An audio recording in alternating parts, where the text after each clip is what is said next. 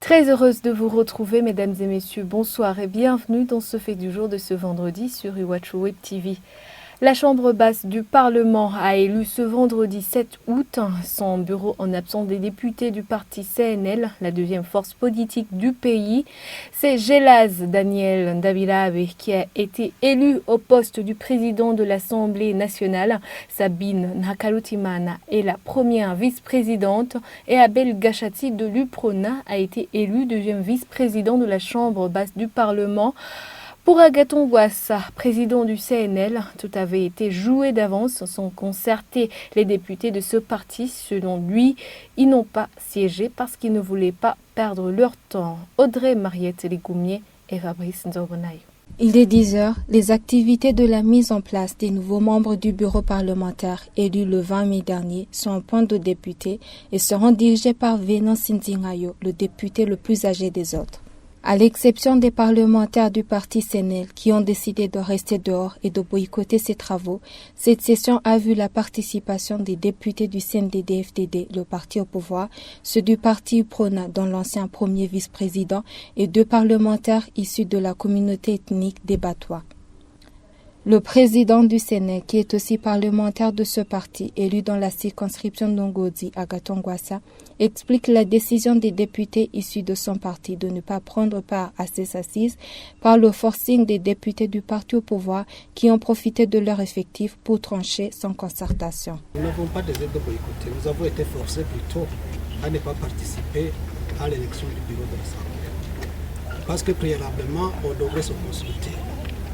Mais pour nos confrères du CNDD-FDD, ils disent que tout a été tranché d'avance, qu'il n'y a pas question qu'on se concerte.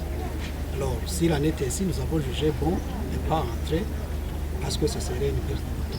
Signalons que les députés du parti CNL n'ont pas aussi siégé à l'hémicycle d'Okigobe lors de la session d'amendement du règlement de l'ordre de l'intérieur. Le président du parti CNL s'explique toujours. Le règlement intérieur a été sous analyse depuis que cette session a commencé.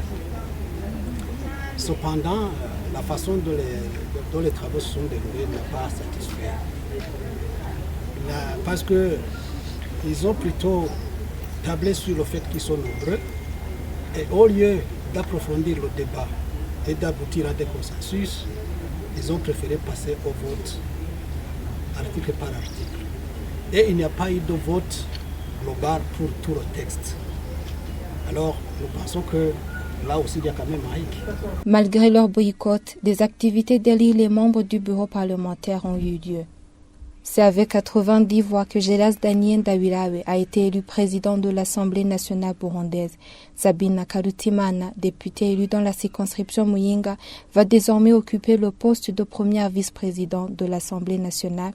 Elle a également eu 90 voix des votants. Et Abel Gachati, député du parti UPRONA, a été élu deuxième vice-président de la Chambre basse du Parlement avec 86 voix contre 3 abstentions. Le nouveau président de l'Assemblée nationale, dans son discours, a appelé les nouveaux députés de faire preuve de discipline.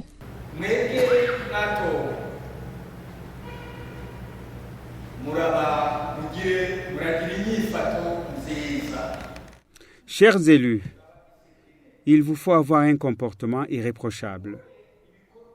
Soyez disciplinés. Il vous faut travailler avec abnégation et soyez de bons exemples pour ceux qui vous ont élus et pour vos collègues. Et surtout, évitez d'être des bras cassés. Il faut travailler avec discipline. En procédant de la manière, il y aura de bons résultats. Que l'absentéisme soit votre ennemi. Travaillez ensemble et ayez toujours cet esprit patriotique envers votre mère patrie, tout en mettant en avant la paix et en soutenant le gouvernement ainsi que les citoyens.